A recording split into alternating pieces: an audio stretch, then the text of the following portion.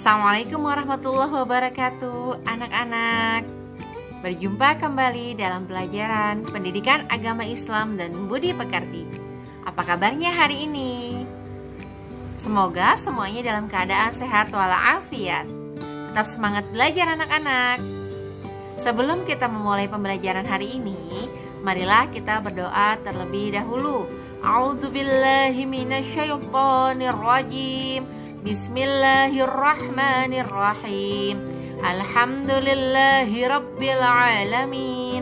Ar-Rahmanirrahim. Maliki yaumiddin. Iyyaka na'budu wa iyyaka nasta'in. Ihdinas siratal mustaqim. Siratal ladzina an'amta 'alaihim ghairil maghdubi 'alaihim waladdallin. Amin. Anak-anak, hari ini kita akan belajar kisah keteladanan Wali Songo. Siapa ya Wali Songo? Mari kita simak berikut ini. Anak-anak, tujuan pembelajaran hari ini yaitu 1. Peserta didik dapat menyimpulkan pengertian Wali Songo dengan benar. 2. Peserta didik dapat merincikan nama-nama Wali Songo dengan benar. 3. Peserta didik dapat menganalisis kisah keteladanan Wali Songo dengan benar. 4. Peserta didik dapat mendemonstrasikan kisah keteladanan Wali Songo dengan sungguh-sungguh. Anak-anak, perhatikan gambar yang ada dalam tayangan ini. Di sini kalian bisa melihat ya 9 sunan atau 9 Wali Songo ya.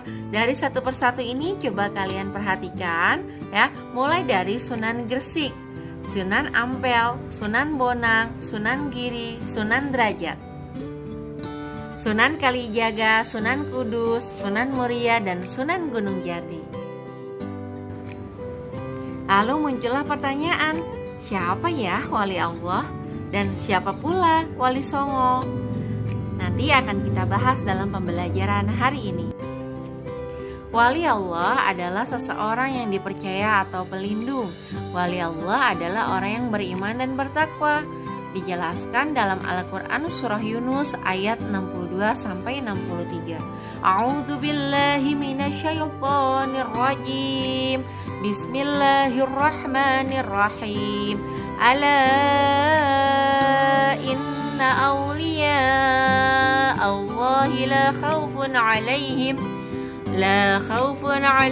wa la hum yahzanun alladzina amanu wa kanu yattaqun. Yang artinya, ingatlah wali-wali Allah itu, tidak ada rasa takut pada mereka dan mereka tidak bersedih hati, yaitu orang-orang yang beriman dan senantiasa bertakwa. Anak-anak, adapun keimanan para wali Allah tidak dicampuri oleh kesyirikan. Mereka tidak meyakini adanya kekuatan lain seperti halnya batu, keris, tombak, senapan, dan lain sebagainya yang termasuk perbuatan syirik. Ya. Dan keimanan para wali Allah tersebut tidak hanya sekedar pengakuan saja, tetapi juga keimanan mereka menghasilkan ketakwaan. Para wali Allah tidak hanya melakukan hal yang diperintahkan oleh Allah Subhanahu wa taala, tetapi mereka menjauhi apa yang menjadi larangan Allah Subhanahu wa taala. Mereka tidak hanya melakukan hal-hal yang diwajibkan agama saja, tetapi juga menjalankan amalan sunnah lainnya. Mereka menghindari perilaku atau hal yang makruh dan juga menjauhi segala perkara yang diharamkan oleh Allah Subhanahu wa taala. Wali Songo yaitu 9 orang yang telah mencapai tingkat wali Allah. Mereka dekat dengan Allah Subhanahu wa taala. Wali Songo di Nusantara dikenal sebagai 9 tokoh penyebar agama Islam di Nusantara. Berikut Wali Songo. Mulai yang pertama yaitu Sunan Gresik. Nama aslinya ialah Maulana Malik Ibrahim. Maulana Malik Ibrahim disebut juga Sunan Gresik atau Sunan Tandes. Ia lahir di Samarkand, Asia Tengah, dan wafat di Desa Gapura, Gresik, Jawa Timur. Kisah keteladanannya adalah semangatnya dalam mendakwahkan Islam. Sunan Gresik banyak membela rakyat jelata atau rakyat Jawa yang tertindas oleh Majapahit. Ia juga mengajarkan cara-cara bercocok tanam.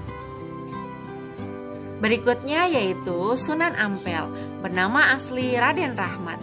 Sunan Ampel dianggap sebagai sesepuh oleh para wali lainnya. Makam Sunan Ampel terletak di dekat Masjid Ampel, Surabaya. Kisah keteladanan yang menarik ketika Sunan Ampel berdakwah kepada Prabu Brawijaya. Meskipun akhirnya tidak memeluk agama Islam, Prabu Brawijaya terkesan dengan ajaran agama Islam sebagai ajaran budi pekerti yang mulia. Sunan Ampel juga mengajarkan falsafah muhlimu. Apa itu falsafah muhlimu? Yaitu tidak mau melakukan 5 perbuatan tercela. Di antaranya adalah main atau berjudi, ngombe atau mabuk-mabukan, maling atau mencuri, madat menghisap candu atau ganja, dan juga madon atau berzina. Berikutnya adalah Sunan Bonang, yaitu bernama asli Mahdum Ibrahim. Sunan Bonang adalah putra Sunan Ampel dan sekaligus yang menjadi muridnya. Ia wafat pada tahun 1525. Kisah keteladanannya adalah cara berdakwahnya yang bijak. Sunan Bonang sering menggunakan kesenian rakyat untuk menarik simpati mereka. Ia memasukkan alat musik bonang pada seperangkat alat musik gamelan.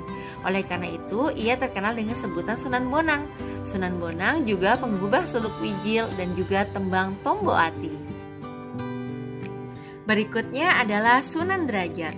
Sunan Derajat adalah putra Sunan Ampel.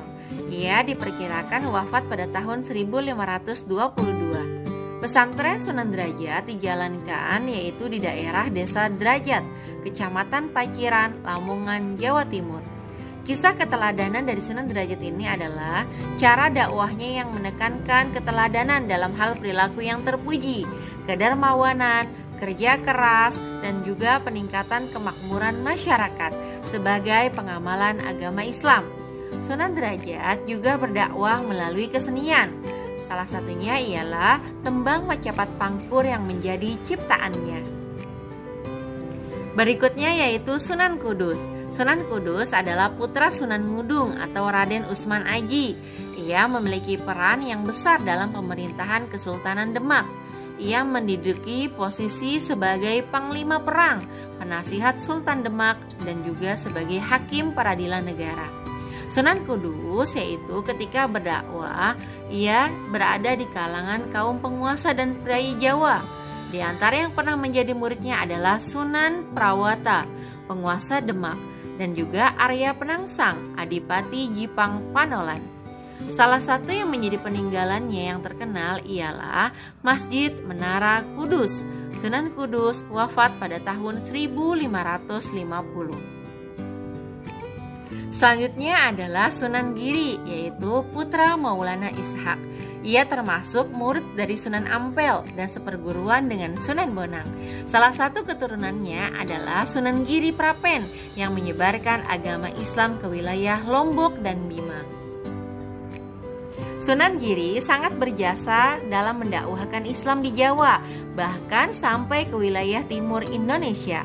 Ia pernah menjadi hakim dalam perkara Syekh Siti Jenar, dan ia pun berdakwah melalui kesenian. Salah satunya ialah melalui tembang Islami untuk dolanan anak-anak yang diciptakannya, seperti halnya Jamuran, Jithungan, dan juga Delikan. Sunan berikutnya adalah Sunan Kalijaga yang bernama Raden Said. Sunan Kalijaga adalah putra Adipati Tuban yang bernama Tumenggung Wilatikta atau Raden Sahur atau Sayyid Ahmad bin Mansur. Ia juga merupakan murid dari Sunan Bonang. Sunan Kalijaga menggunakan kesenian dan kebudayaan sebagai sarana untuk berdakwah, seperti halnya wayang kulit dan tembang suluk. Adapun tembang suluk ilir-ilir dan gundul-gundul pacul juga merupakan hasil karyanya.